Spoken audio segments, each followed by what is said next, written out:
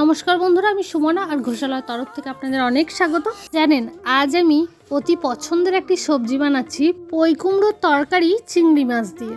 বোনের এসে থেকেই আবদার যে দিদি তুই একদিন ওই পই কুমড়োর তরকারিটা বানা, অনেক দিন খাইনি তোর হাতে। তাই বোনের আবদার মেটাতেই আজ বানিয়েই ফেললাম।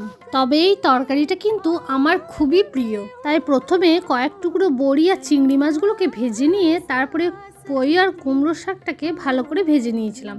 এরপরে সর্ষে লঙ্কা বাটা দিয়ে তাতে একটু আদা, রসুন, একটু কাশ্মীরি মির্চ কালারের জন্যে আর একটু জিরে গুঁড়ো সমস্ত কিছু দিয়ে ভালোভাবে নাড়াচাড়া করে ভালো মতন কষিয়ে নিতে হবে। ওই কুমড়োর জলেই কিন্তু পুরো তরকারি সিদ্ধ হয়ে যাবে। লাস্টে চিংড়ি মাছ দিয়ে নাড়িয়ে চাড়িয়ে নামিয়ে নিলেই রেডি আমাদের পই কুমড়োর তরকারি। ভাজা বড়িগুলোকে ভেঙে দিয়ে উপর দিয়ে ছড়িয়ে দিন। তাহলে আজ এই পর্যন্তই। আপনারা ভালো থাকবেন আর অবশ্যই চ্যানেলটি সাবস্ক্রাইব করে দেবেন।